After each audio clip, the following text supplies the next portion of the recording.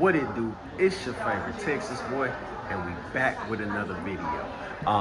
Shout out to all my supporters and all my subscribers. If you're new to the channel, please like, subscribe, watch some of the old videos, comment. Channel's all about Puerto Rico, things that's going on, food, politics, beaches, parties, the ups and downs, whatever you need to know, I try to give it to you, all right? So I'm back with another interview. Y'all know I've been interviewing people who have been coming to the island. So now I'm here with my good friend India, little sis, you know what I'm saying? She moved. It's your favorite Jersey girl, India. Look, you see how that's how sisters act. So anyway, she moved down here from Jersey exactly when? I came here April. In last April, which is very similar to when I came around March. I moved around March and she came shortly after. So first we're gonna kind of get into this interview, talk about a little bit of her background, upbringing. You know, I'm gonna let her do a lot of the talking. But yeah, we just gonna kind of get into the story and then see how that led her to where we at now, sitting on the couch in Puerto Rico. All right, so first and foremost, let me introduce India Lewis. Hi. My name. Oh, sorry. Go ahead. Sorry. My name is India. I came to Puerto Rico in April, and I'm from New Jersey, but also grew up in New York. My family is from there. But over the course of my life, I've also lived in England and South Korea. So Puerto Rico is my destination and my resting place for my 30s now. Okay, well you found peace at, right? Yes. And so you well traveled, so you're not just speaking from a place of I've only been one place. You really can give like insight and comparisons from here all the way over there, which I think is really dope. So we'll get into that as you know the interview goes on. And remember, these are 3-part series, so make sure y'all stay tuned in. We're gonna break it up for y'all, so we ain't trying to cram your heads, but we're gonna get into a good, you know, understanding of India and why she made the move and the things that she's doing. So first, a little bit about the background growing up. How was it growing up in New York and New Jersey? Well, I'm able to make mistakes. Yeah. You okay. Make mistakes. You ain't got. It's not gonna be perfect. They know. Am I allowed to tell the truth, like growing up in a white environment? Yeah. Okay. This is everybody's perspective. You give your true, honest experience because it matters. You know what I'm saying? All of us coming to this island are coming from different backgrounds. Right. So hearing a different because one of the guys I interviewed earlier, his brother died. His brother got killed. I don't think you dealt with that, you know what I'm saying, knowing your background, which we'll get into, but I think it all matters bringing different types of energies to the island. You know what I'm saying? So be as honest as you can. Okay. All right? So I grew up in a middle upper class family from New Jersey, and most of my schooling, my secondary schooling, was in a predominantly white environment, and it naturally was a very challenging experience because there was a lot of racism, and it was difficult for me to then go home from school and almost be taken seriously by my own community because I was too black for the white kids, but too white for the black kids. And I have an Air Force father, so I grew up traveling, and I always knew that being outside of the 50 states was most comfortable for me because not that racism is everywhere, but the way it's dealt with and presented is in the U.S. is very unique and very unique to me as a black American, whereas my identity would be perceived as something different, say in South Korea or England or any other place. Because like when traveling, I think a lot of African Americans don't realize when we're overseas, people see us as privileged because of our passports.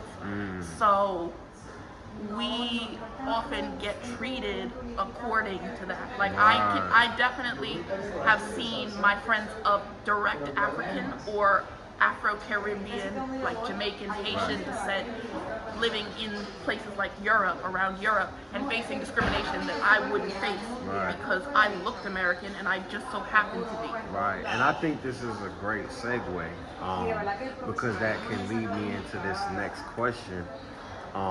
Taking those experiences, how do you feel, or how do you compare those experiences to when you moved here? Here, yes. So, for me, coming to Puerto Rico was a very personal experience. I wanted to become more happy and more healthy and just a better person because a lot of what I grew up around was very privileged, very, you could almost say, entitled oriented. Right. And I can honestly say 90% of my friends have come from a lot of money, and I say 90%. Now it used to be 100, but now I'm in Puerto Rico, and and I'm not saying my friends are broke. I'm not saying. Yeah. No, I get what you're saying. But I'm just saying, like, you're getting to see the other side of the coin. I'm making friends from. The other side of the coin. I get what you're saying. The experience is just. I just feel like my relationships here are so healthy because it's not built on how much you have, but how good of a person you are. That's what I was about to get to. Do you feel that your relationships, or that you're learning about genuine relationships that don't have like entitlement and grandeur and finance and the big houses and the big cars and the nice clothes, like just genuine, I like this person for this person. I couldn't care if they take me on a date or take me on a trip or take me anywhere, just do I like being around this person for who they are? Do you get that feeling out here? I absolutely do. And how does it feel now that you've experienced that? How does it make you feel about those prior situations?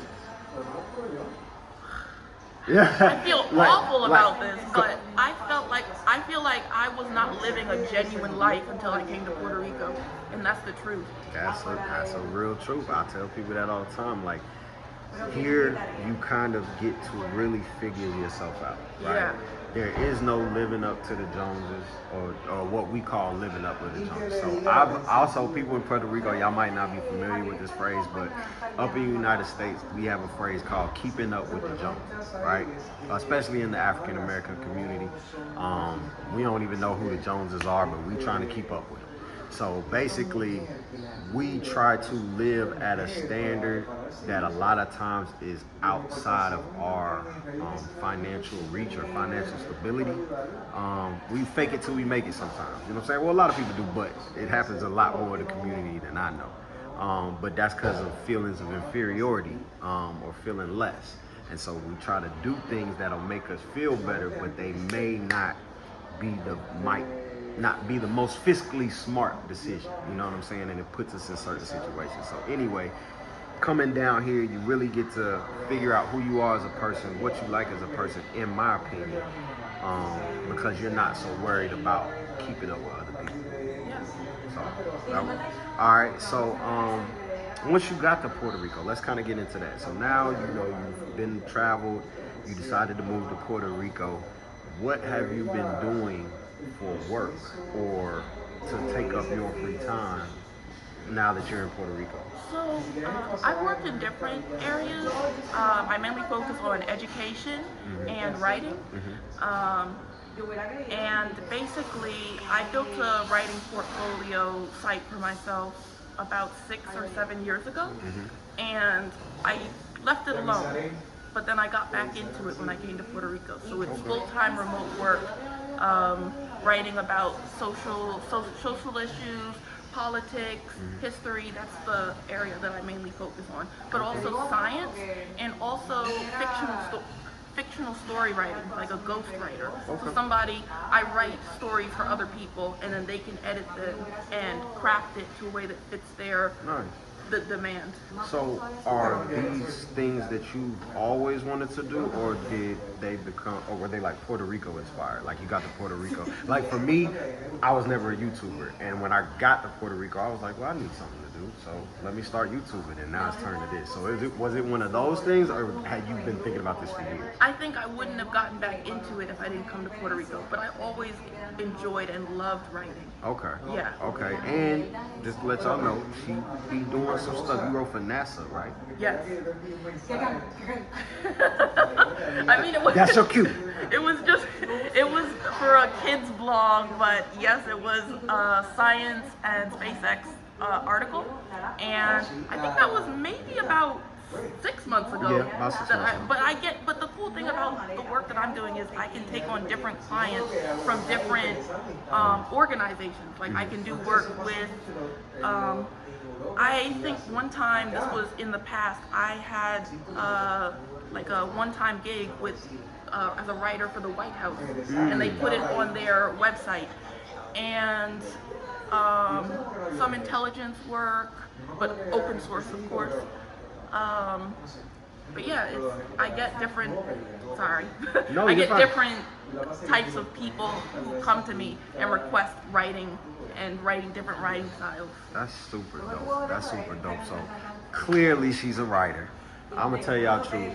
I knew she was a writer from stuff she used to write on Instagram. Like there was a mode when she wasn't writing, and that was around the time I met her, but she was just kind of like writing stuff on Instagram. And I was like, yo, like I have a degree in mass communications, broadcast media, so you know, writing is all a part of that. So I know good writing when I see it. And I used to tell her, like, you need to try to do something with that. I'm not saying I inspired her, but I'm just saying she encourage did me to something. get back into it when I came here, because I wasn't when I first tried, because I was like, yo, your writing is really good. But y'all check out her writing. Is there anywhere that they can maybe go check out your writing? Actually, yes, I can. So there's a website. It's almost like YouTube for writers. It's called Wattpad. And I post different. I'm writing a story about like nonfiction reality, but dramatized story about my experiences in Puerto Rico. Okay, nice. Well, on Wattpad, is there a name that they can find you under? We'll get it on the next episode. Don't even worry about it. But just know India Lewis should be on Wattpad. You can find her work. We'll get that all driven out, and I'll probably put it on the video because she's gonna remember. So I'm gonna put it on the video, and so it's gonna be at the bottom. But until then, don't even worry about it. We got you. But yeah. So first, let me say thank you for allowing me to interview you.